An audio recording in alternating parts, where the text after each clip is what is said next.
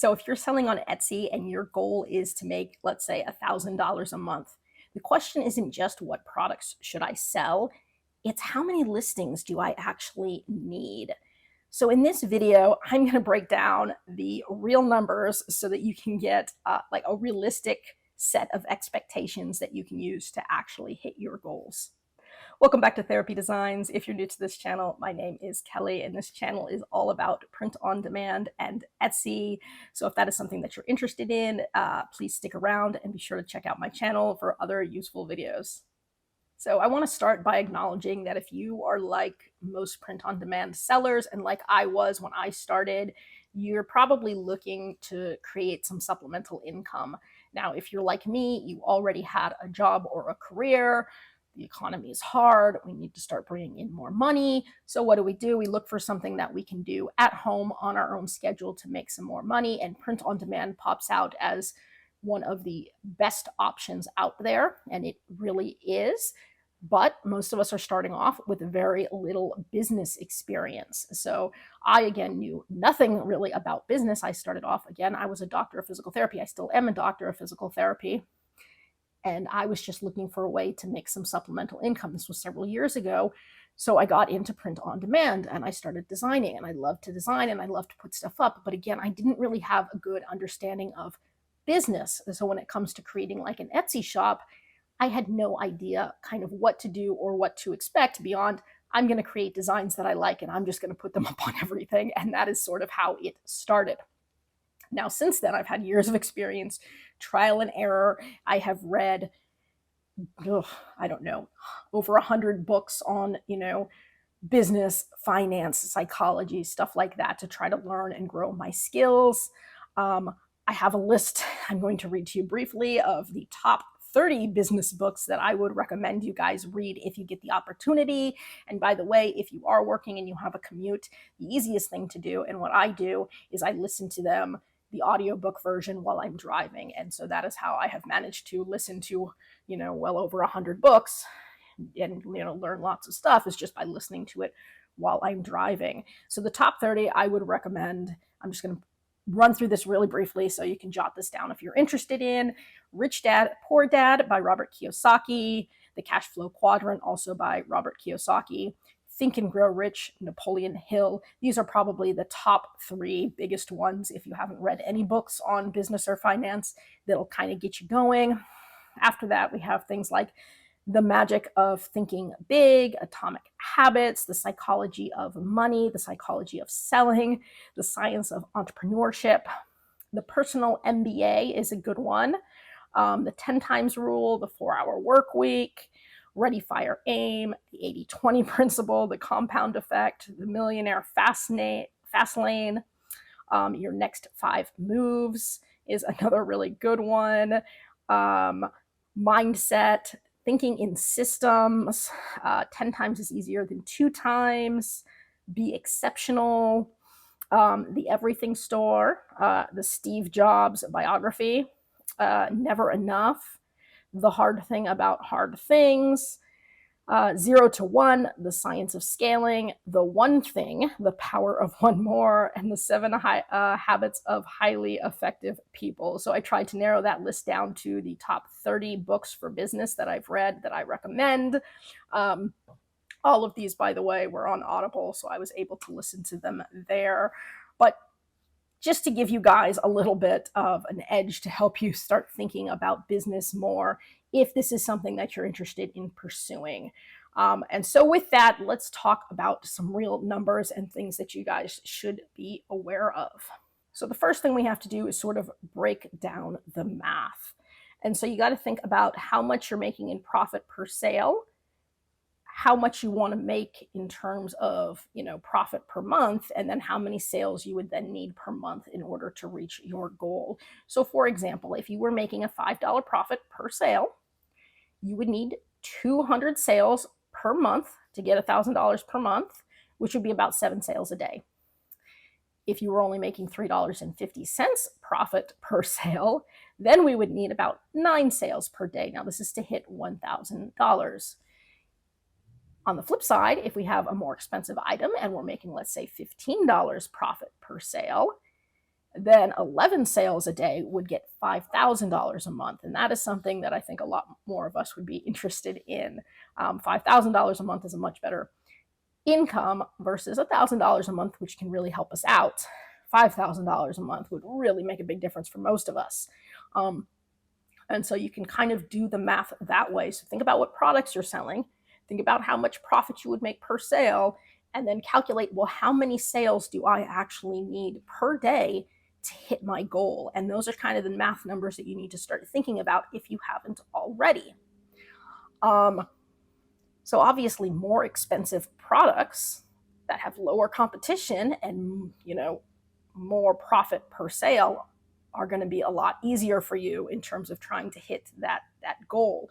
So think about things, like home decor and like some of the other more expensive items, and those might help you out a little bit.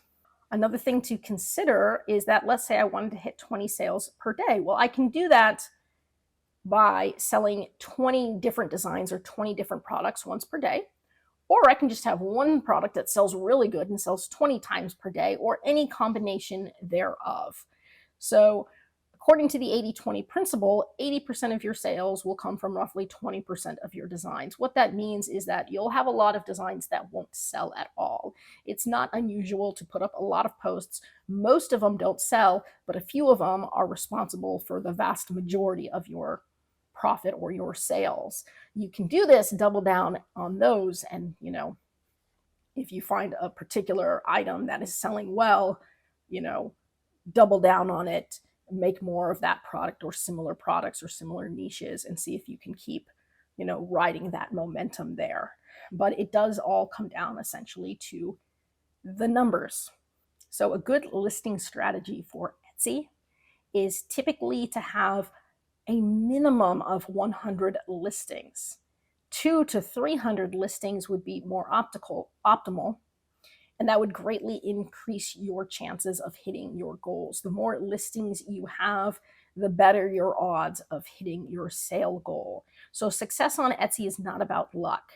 It's about volume and consistency.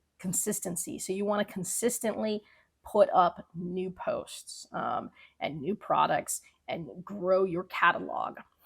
Now, I have some real numbers for you guys. So if you want to know what I have done on Etsy, currently right now, I have 348 active listings. Now, that might not seem like too many.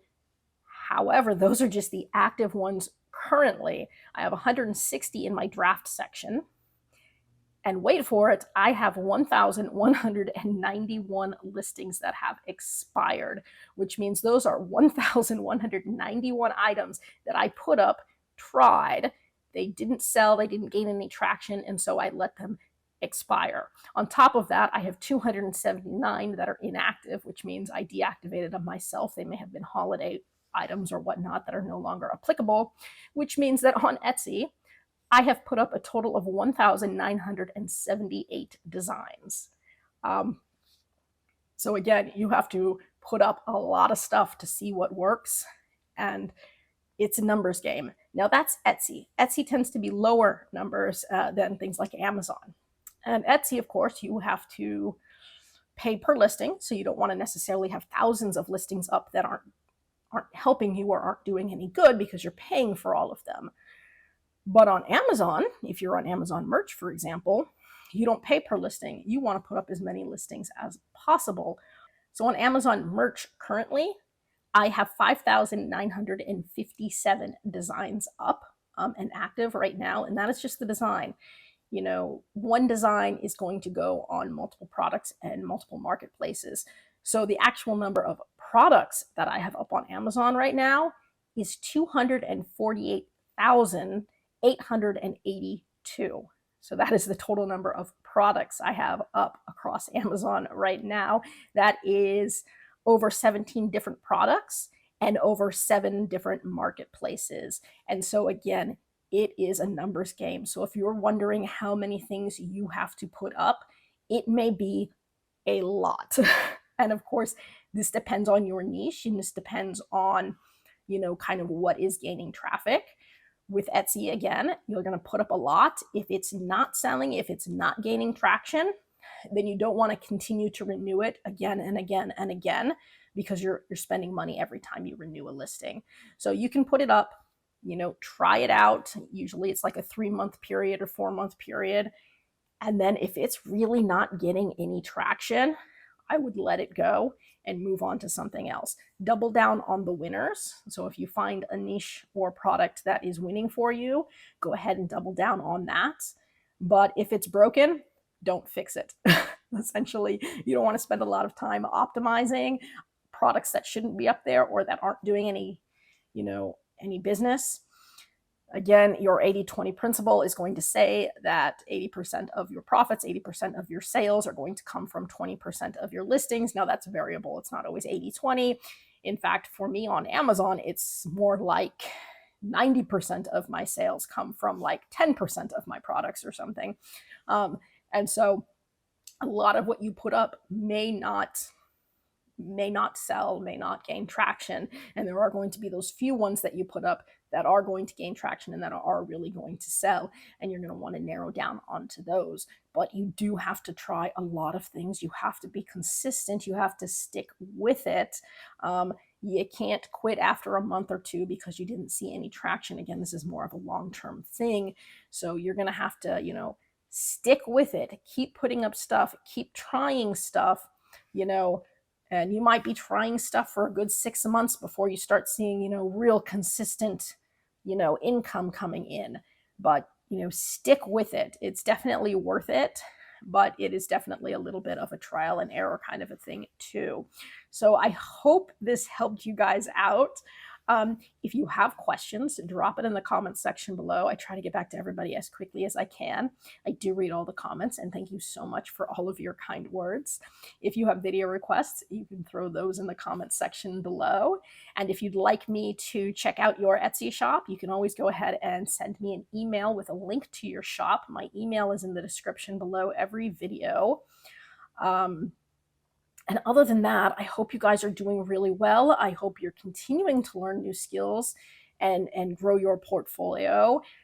If you didn't watch my video last week, I am going to cut down on my YouTube videos a little bit. So I was doing 2 a week. I'm cutting down to 1 a week right now so I can spend a little bit more time focusing on other things. And so I just wanted to throw that out there. But again, if you have video requests or questions, put them in the comment section below. And I hope to see you guys again. That's it for today's video. If you found that useful, I would like to see more videos with helpful tips and tricks.